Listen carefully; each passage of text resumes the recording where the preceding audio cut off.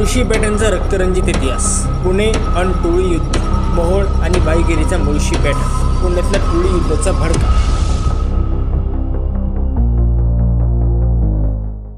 पुण्यातील मुळशी तालुक्याची विशेष चर्चा 2018 साली आलेल्या मुळशी पॅटर्न सिनेमामुळे झालेली. मुळशी पॅटर्न हा सिनेमा काही वर्षांपूर्वी चर्चेत होता. या सिनेमाचा दुसरा भागही लवकर प्रदर्शित होईल. प्रवीण यांनी स्वतः याबाबत घोषणा केली. या सिनेमात पुण्यातल्या गुन्हेगारी टोळ्या, अर्थकारण, त्याच्याशी संबंधित असलेले राजकारण या सगळ्या घटकांचे वास्तवदर्शी चित्रण करण्यात आले होते. मुळशी पॅटर्न हा सिनेमा नव्हता, तर ते जळजळीत वास्तव होते, एक स्टेटमेंट होतं. पण मुळशी पॅटर्न या सिनेमाचा जो नायक होता किंवा काही जणांसाठी जो खलनायक होता, राहुल पाटील उर्फ रावल्या, याची भूमिका ज्या व्यक्तीवर बेतली होती त्याचीच गोष्ट आम्ही तुम्हाला सांगणार आहोत. 90च्या दशकात पुणे शहर आणि आसपासचे तालुके हे काट टाकत होते. पुणे म्हणजे पेन्शनवरचे शहर, पुणे म्हणजे सायकलिंगचे शहर ही ओळख जाऊन या शहराची नवी ओळख बनत होती. पुणे हे नवे IT हब बनत होते. आंतरराष्ट्रीय कंपन्या शहरात येत होत्या. अर्थातच यासाठी मोठ्या प्रमाणात जमिनींचे व्यवहार होऊ लागले. जमिनी या सोन्यापेक्षा महाग झाल्या होत्या. पुणे शहर जसं वाढत गेलं तसतसे पुण्याच्या पंचक्रोशीत त्यांच्या जमिनी होत्या ते अल्पावधीतच कोट्याधीश झाले. पैसा आला तशी सत्ता आली, राजकारण आले, हितसंबंध आले. हितसंबंध जपण्यासाठी स्पर्धा सुरू झाली आणि या स्पर्धेतून जन्म झाला तो पुण्यातल्या गँग वॉरचा, बाई लोकांचा आणि मुळशी पॅटर्नचा. या भाईगिरीचा, दादागिरीचा आणि वर्चस्वाच्या संघर्षातून पहिला खटका पडला तो 2005 मध्ये मारणे टोळीतल्या अनिल मारणे याच्यावर हल्ला करण्यात आला आणि त्याचा खून करण्यात आला. 2006 मध्ये मारणे टोळीच्या सुधीर रसाळांची देखील हत्या करण्यात आली. या दोन्ही खुनांचे आरोप होते संदीप मोहोळवर. संदीप मोहोळ हा मुळशी तालुक्यातील मोठा गावचा होता. लहान वयापासूनच संदीप मोहोळला जमिनीमध्ये पैसा आहे ही गोष्ट नीट कळली होती. 19व्या वर्षी संदीप मोहोळने सुधीर रसाळची टोळी जॉईन केलेली आणि त्यानंतर काही गंभीर गुन्ह्यांमध्ये संदीप मोहोळचे नाव पुढे येऊ लागले. जमिनी रिकाम्या करणे, सातबारा क्लिअर करणे, जमिनीचे व्यवहार यातून संदीप मोहोळला मोठ्या प्रमाणावर पैसा मिळू लागलेला. पैसा हातात येताच संदीप मोहोळला वेध लागले ते राजकारणाचे. संदीप मोहोळने राष्ट्रवादी काँग्रेसमध्ये प्रवेश केला आणि माथाडी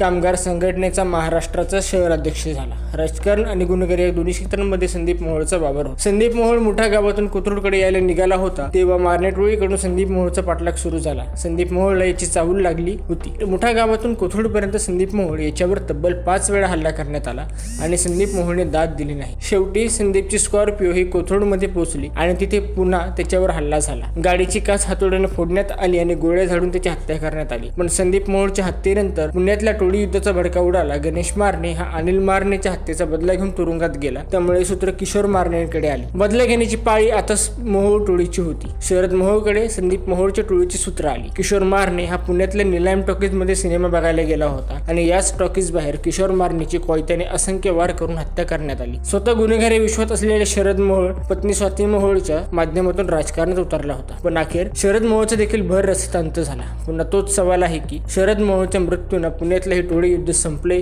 की सुरू झाले.